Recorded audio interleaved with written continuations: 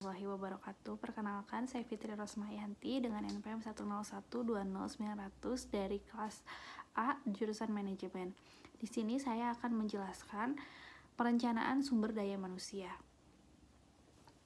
Pengertian perencanaan SDM. Perencanaan sumber manusia adalah proses sistematik untuk meramalkan kebutuhan pegawai atau demand dan ketersediaan atau supply pada masa yang akan datang, baik jumlah maupun jenisnya, sehingga Departemen SDM dapat merencanakan rekrutmen, seleksi, pelatihan, dan aktivitas yang lain dengan baik. Tujuan perencanaan SDM: memperbaiki pemanfaatan sumber daya manusia, menyesuaikan aktivitas sumber daya manusia dan kebutuhan di masa yang secara efisien. 3. Meningkatkan efisien dalam menarik pegawai baru. 4. Melengkapi informasi sumber daya manusia yang dapat membantu kegiatan SDM dan unit organisasi lain. Lalu langkah-langkah perencanaan SDM. 1. Analisis faktor-faktor penyebab perubahan kebutuhan SDM. 2. Peramalan kebutuhan SDM. 3. Penentuan kebutuhan SDM di masa yang akan datang. 4. Analisis ketersediaan atau supply SDM dan kemampuan perusahaan. 5. Penentuan dan implementasi program. Lalu ada analisis faktor penyebab perubahan kebutuhan sumber daya manusia. A. Perubahan dalam lingkungan eksternal seperti ekonomi, politik, teknologi, dan persaingan. Lalu B. Perubahan keputusan internal seperti strategi, budget, ramalan penjualan, ekspansi, rancangan organisasi, dan rancangan pekerjaan. C. Perubahan tenaga kerja organisasi seperti adanya pegawai dan pensiun atau retirement, mengundurkan diri atau resignation, PHK, termination, dan meninggal dunia pegawai sakit, dan lain-lain. 2. Peramalan kebutuhan sumber daya manusia. Teknik-teknik peramalan kebutuhan yaitu ramalan para ahli atau expert forecast atau judgment teknik. B. Analisis kecenderungan atau trend analysis.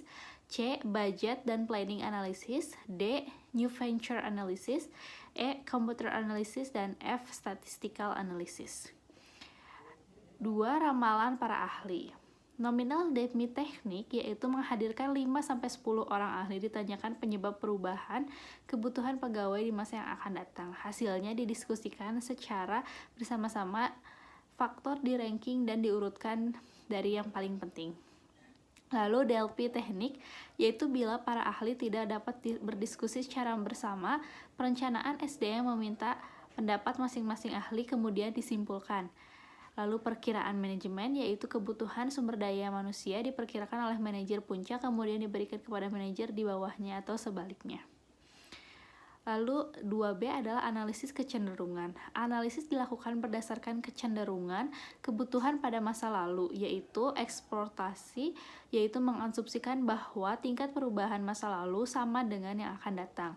Lalu indikasi yaitu menghitung bahwa rasio antara jumlah pegawai dengan jumlah penjualan atau produksi pada masa lalu akan sama di masa yang akan datang. Lalu 2C adalah budget dan planning analysis.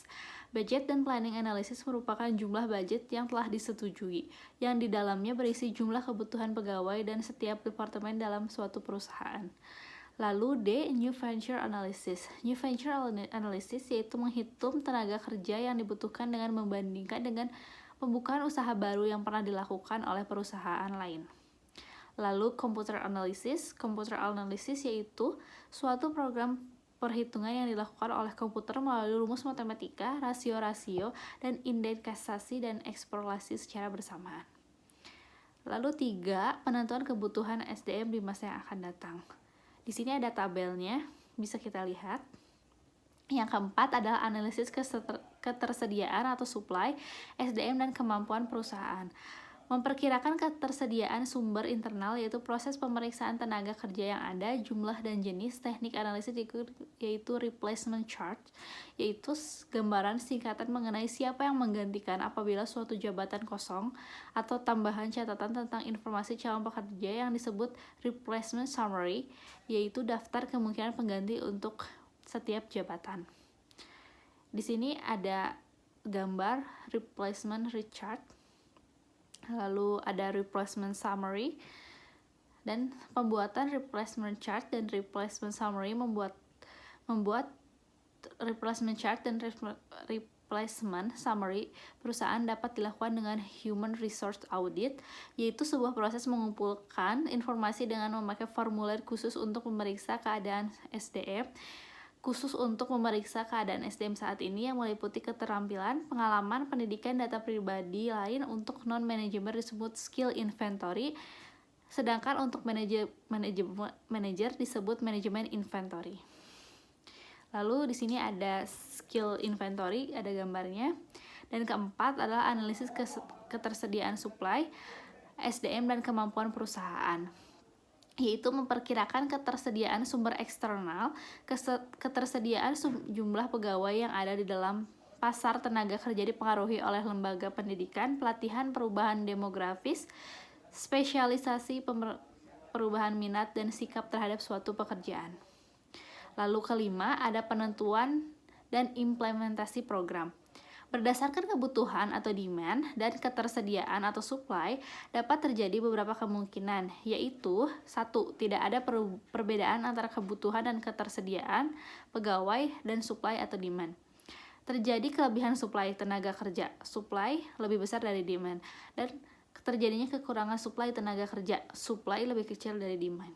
Lalu di sini ada gambar model perencanaan sumber daya manusia. Dan selesai.